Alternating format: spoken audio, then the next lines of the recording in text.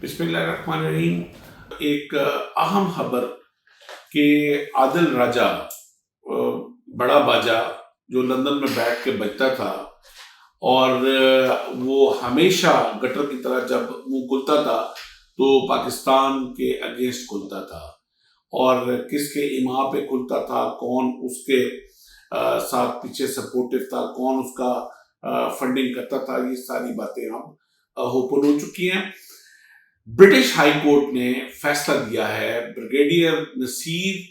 राशिद नसीर साहब ने जो केस फाइल किया था उनके अगेंस्ट, जो उसने इल्जामात लगाए थे ब्रिगेडियर राशिद नसीर साहब के ऊपर, और उन्होंने अपने केस को दिफा किया, कंटेस्ट किया और उनको आज फतह नसीब हुई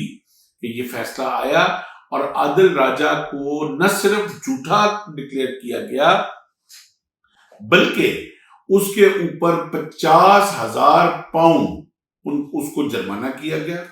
और सिर्फ बात यहीं तक नहीं रुकी, उसके साथ 2,60,000 पाउंड उसको अदालती अखराजात भी उसको पे करने का कह दिया गया। अब ये जो सजा हुई है और जो डिक्लेयर्ड हुआ है, और इसमें साफ ब्रिटिश हाई कोर्ट ने लिखा है कि इसने एक इदारे की साख खराब करने की कोशिश की है, इसने एक मुल्क की साख खराब करने की कोशिश की है, इसने एक इंडिविजुअल की साख खराब करने की कोशिश की है, और ये सरासर झूठा आदमी है और ये सारे का सारा अपने खुद से बना के बयानियां ये पेश करता है और ये सारा दिन लोगों को बैठ के झूठ के ऊपर मबनी स्टोरी सुनाता है। यहां पे मैं अब उन लोगों से एक सवाल करता हूं जो ये इसकी झूठी स्टोरियां बैठ के सुनते थे। हम उस वक्त भी चीखते थे कि जो अपनों का ना हुआ वो गैरों का कैसे हो सकता है। जिस शख्स ने जिस इदारे का खाया था,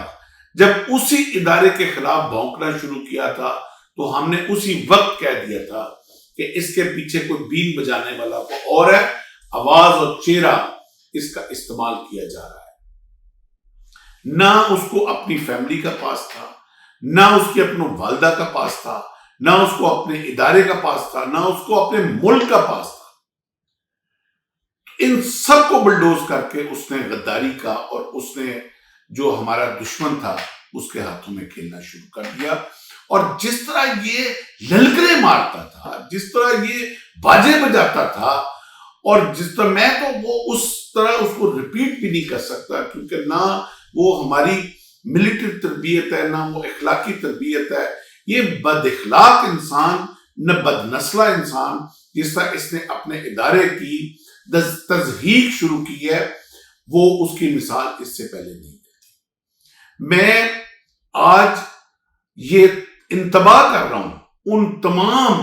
जो इसके साथ मिले हुए, चाहे वो शहजाद अकबर साहब हैं, चाहे वो माई रखी दा पुत्र जेड़ा अमरीका च बैठा है शहबाज गिल है, कि अब तुम्हारा वक्त खत्म हो चुका है और अब वो तिबल बच चुका हुआ है जिसका इंतजार था। नो मोर का साइन अब डिस्प्ले हो गया हुआ है और अब एक एक करके वो हाथ जो है वो अब तुम्हारे गिरेबानों के ऊपर डलेगा। और इसकी टाइमिंग, इस फैसले की जो हाई कोर्ट की आई है, वो इतनी खूबसूरत टाइमिंग है कि मोहसिन नकवी साहब ने ऑलरेडी जाके उनकी होम मिनिस्ट्री को और उनके फॉरेन ऑफिस के थ्रू प्रॉपर चैनल एक उनको रेड वारंट के जरिए उनको इंतबाह कर दिया है कि ये हमारा जो कौमी गद्दार है, इसको रेड वारंट के जरिए जो है वो एक्सचेंज ऑफ क्रिमिनल्स जो कहा जाता है, और स्पेशली वो क्रिमिनल जो आपकी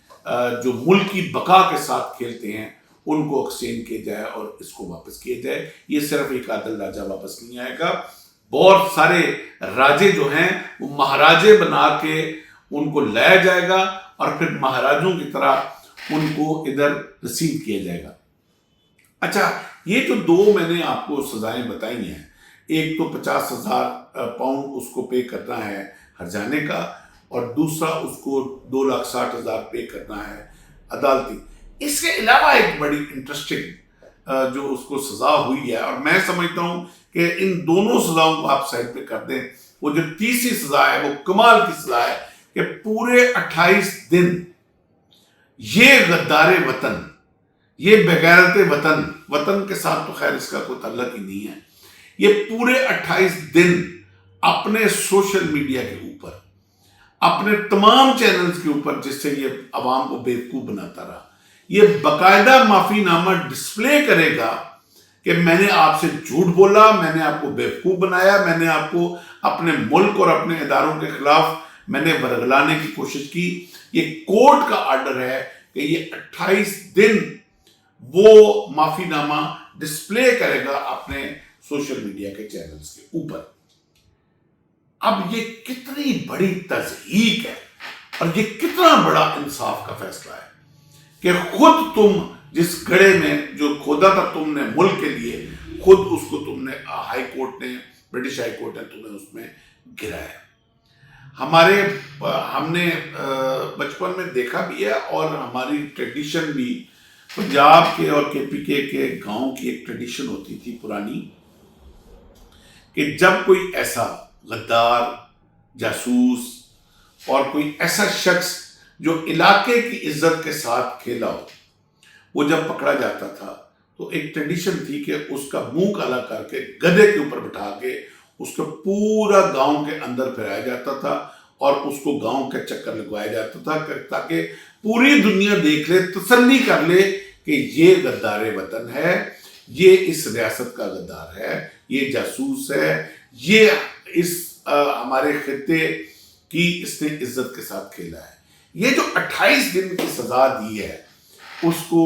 برٹش ہائی کورٹ نے، یہ ایگزیکٹ وہ سزا ہے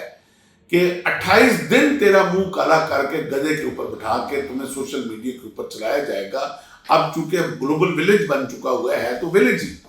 اب اس گلوبل ولیج پہ تمہیں منہ کالا کر کے پھرایا جائے گا۔ بڑے واجد صاحب،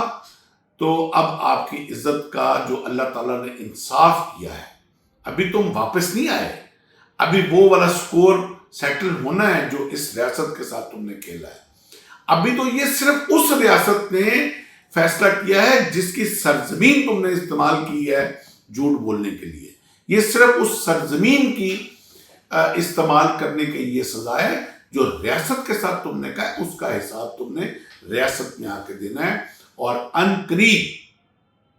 انشاءاللہ وَتُعِزُّ مَن تَشَاءُ وَتُذِلُّ مَن تَشَاءُ، انشاءاللہ تم بہت قریب ریاست کا ہاتھ تمہارے گریبان تک، اور تمہارے ارد گرد جو بیٹھے دائیں بائیں میں جن کے ساتھ رات کو تم بیٹھ کے وہ پیتے ہو، وہ جو تمہارے لیے جو ادھر مقدس پانی ہے جو پیتے ہو، ان سب کے گریبانوں میں ہاتھ ڈلنے والا ہے اور تم سب کو گھسیٹ کے ملک میں واپس لایا جائے گا، اور انصاف پھر یہ قوم، یہ عوام اور اس ملک کا غیرت مند بچہ تم سے اب حساب لے گا۔ اس کے ساتھ ہی اجازت دیجیے، اللہ حافظ۔